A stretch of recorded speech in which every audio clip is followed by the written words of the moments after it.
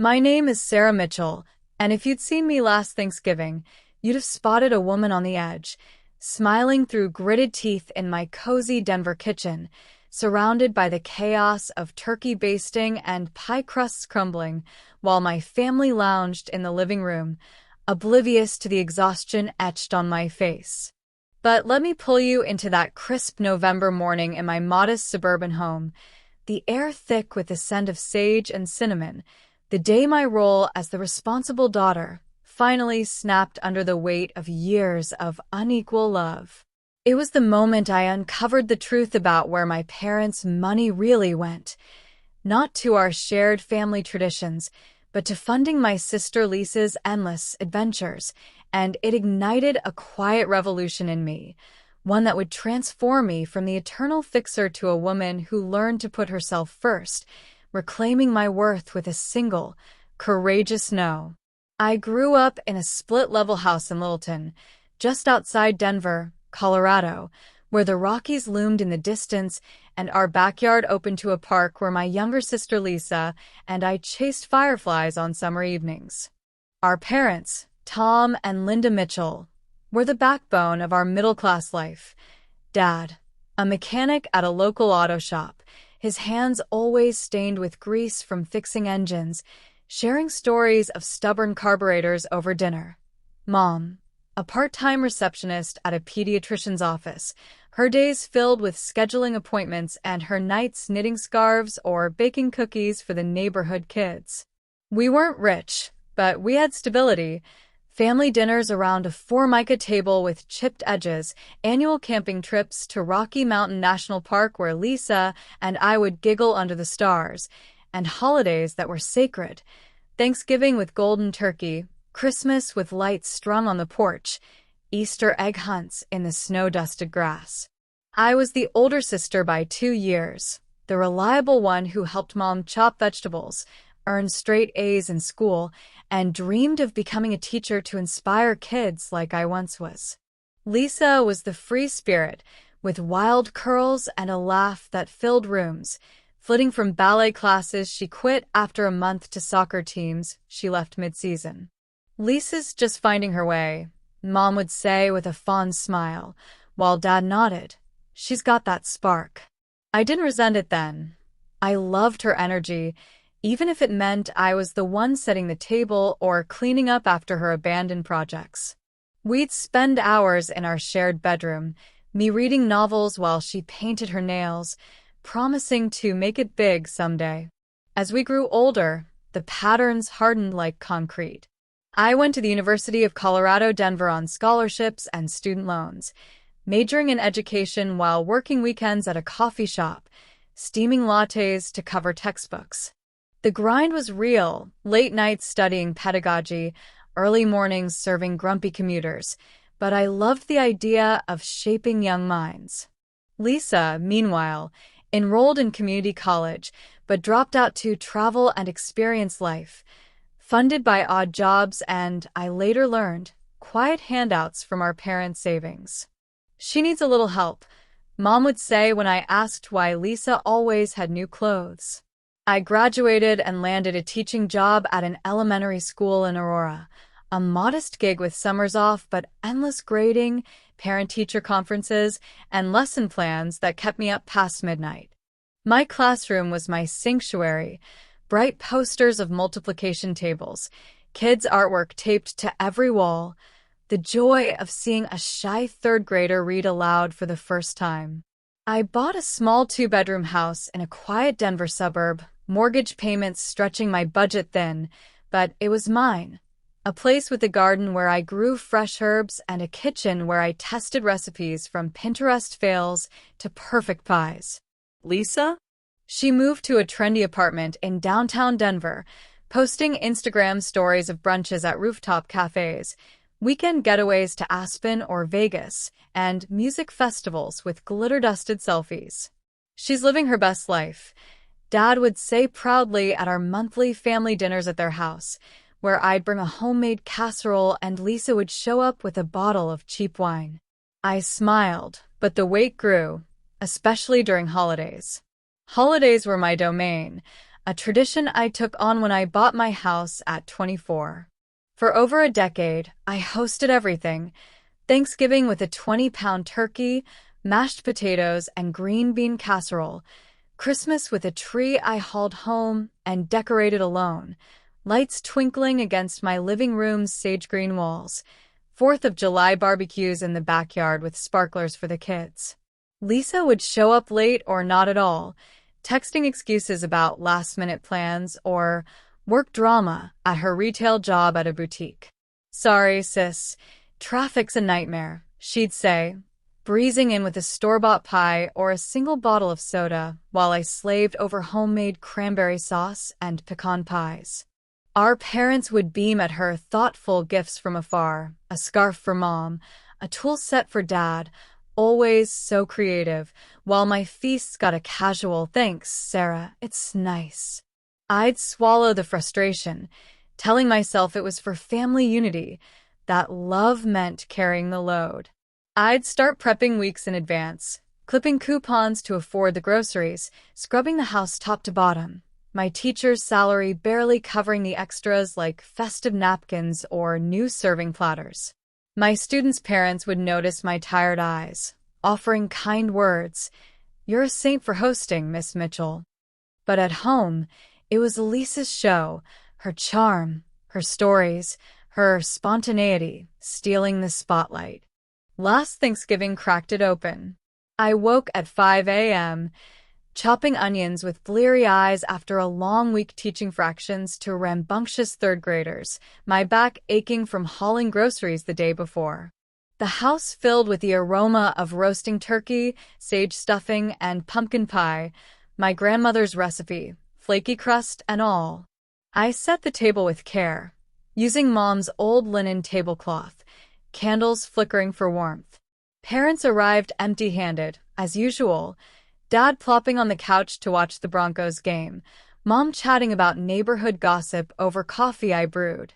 Lisa texted she'd be late, again blaming a work thing. When she finally breezed in at 3 p.m., clutching a bouquet of wilting grocery store flowers, Mom cooed, "Oh, honey, those are beautiful. So spontaneous, just like you." Dad nodded. "Yeah, Lisa always knows how to brighten things up." They turned to my spread, the turkey golden, side steaming, a centerpiece I'd crafted from pine cones, and Mom wrinkled her nose. "It's a bit plain this year, Sarah. Maybe next time add some flair, like Lisa's touches." I bit my tongue, serving plates, my hands trembling from exhaustion and hurt. As we sat, the conversation flowed to Lisa's latest getaway, a spa weekend in Colorado Springs. "It was divine," she gushed, showing photos of hot tubs and mountain views. "Totally recharged me." Parents beamed. "We're so proud you take time for yourself." That's when the surprise hit. Dad let slip: "We chipped in for that trip, didn't we, Linda?" Lisa deserved it after her tough week. I froze, fork midway to my mouth, the room tilting. "You funded her trip?" My voice was quiet, but my heart thundered. Mom waved it off, flustered. "Just a little help, Sarah. You understand. You're so responsible, you don't need it." The revelation landed like ice water. Years of me covering holiday costs, $300 for Thanksgiving groceries, $200 for Christmas hams, $150 for Easter brunches, thousands over a decade, while they secretly bankrolled Lisa's social life. I excused myself to the kitchen, tears mixing with dish soap as I scrubbed pans, the clatter of plates drowning out their laughter. Later, as I cleared the table alone, I overheard Mom whisper to Lisa, "Sarah's fine. She's used to it." Used to it? The betrayal wasn't just the money. It was the quiet favoritism, the assumption I'd always carry the load because I was the reliable one. I went to bed that night, the house silent except for the hum of the fridge, staring at the ceiling, replaying every holiday I'd poured my heart into, only to be overshadowed by Lisa's charm. The hurt festered through December, a knot in my chest as I graded papers under my kitchen's fluorescent light, the glow casting shadows on my lesson plans. Christmas loomed, and I pictured another solo prep, lugging a tree through snow, baking cookies while Lisa posted selfies from a ski lodge. I'd always been the fixer, the one who made holidays magical, but at what cost? My savings were tight, my energy drained, my heart bruised by their dismissal. I started talking to my friend Jen, a fellow teacher, over coffee at a local shop, the smell of espresso grounding me. "You're not their maid," she said, her voice firm. "Why do you keep doing this?" Her question echoed a parent's comment at school. "Miss Mitchell, you look tired. Take care of yourself." I scrolled through old receipts on my phone, kept for tax deductions, $350 for last Thanksgiving, $280 for the previous Christmas, $200 for Easter, a ledger of my unnoticed labor stretching back a decade. Why did I keep doing this? Because I was the responsible daughter, the one who never said no, who believed love meant sacrifice. But something shifted, a quiet exhaustion turning to resolve. I wasn't invisible. I deserved better. I spent a weekend digging through old emails and bank statements, tallying every holiday expense. $5,200 over 10 years, from turkeys to tinsel, all on my dime. I saved screenshots of Lisa's Instagram, her spa trips, her festival tickets, timestamps matching my parents' little helps. The evidence was a weight and a weapon.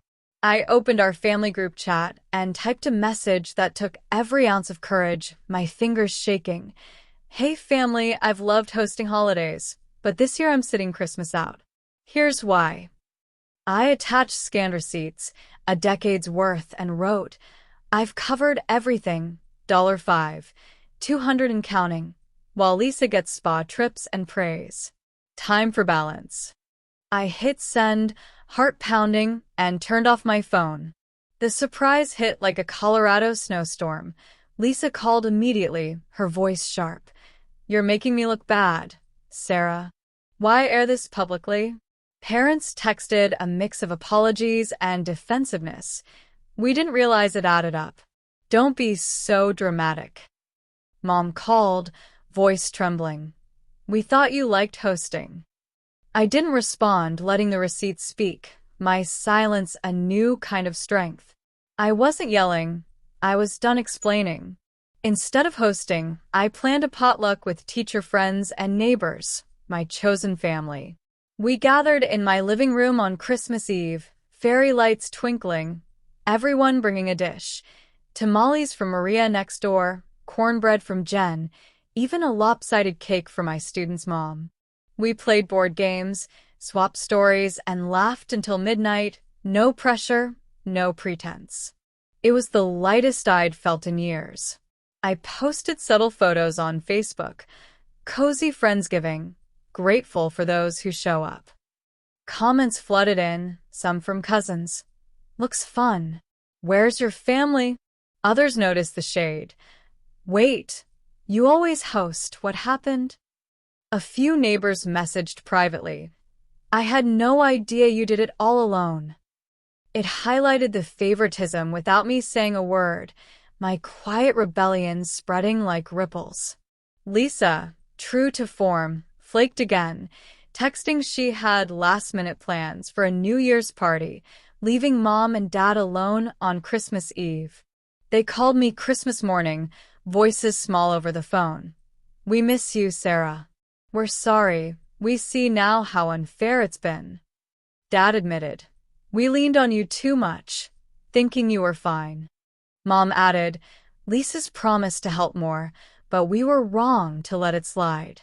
It was the apology I'd craved, not loud but real, raw with regret, their voices cracking with the weight of their oversight. We met for coffee after New Year's at a cozy shop in Littleton, the air smelling of espresso and fresh snow, the Rockies visible through the window. Over steaming mugs, we hashed it out. Tears, hugs, promises to change. I laid out my terms. No more solo hosting, no more favoritism, shared costs and effort. I'm not just the responsible one, I said, voice steady, my hands wrapped around my mug. I'm Sarah, and I deserve to be seen. They nodded, eyes wet, and we planned a new system, rotating holidays, equal contributions. Lisa hosted Easter, a chaotic affair with undercooked ham and mismatched plates, but it was hers, and I didn't lift a finger, sitting back with a glass of iced tea, savoring the freedom. Parents chipped in for groceries. Dad even helped with dishes, a small gesture that felt monumental. I evolved from the exhausted pleaser to a woman with firm boundaries, teaching my students and myself that self-care isn't selfish. I started saying no to extra school committees, carving out evenings for yoga in my living room or reading novels in my garden, the basil and rosemary thriving under my care. I joined a book club with Jen and Maria, their laughter becoming my anchor, their potlucks a reminder that love doesn't demand sacrifice. Lisa reached out, sheepish, promising to host Thanksgiving next. I'm trying, Sarah, she said. I believed her, but I'd hold her to it. No more carrying her weight. And so, breaking that burden freed me, turning resentment into a peace that warmed my soul like a winter fire. If you're the family fixer, carrying the weight of everyone's expectations, know your worth. The satisfaction of balance is the best gift you can give yourself. As Brené Brown once said, daring to set boundaries is about having the courage to love ourselves even when we risk disappointing others. In the face of favoritism, claim your space. It reshapes the love around you. Thank you, from the heart of someone who's walked this weary path, for listening to my story of quiet burdens and hard-won freedom. If it touched you, please like, share, and subscribe for more real tales of finding strength in the everyday. Your support warms me like a holiday hearth. Together, we light the way for the overlooked. Until next time, hold your boundaries close.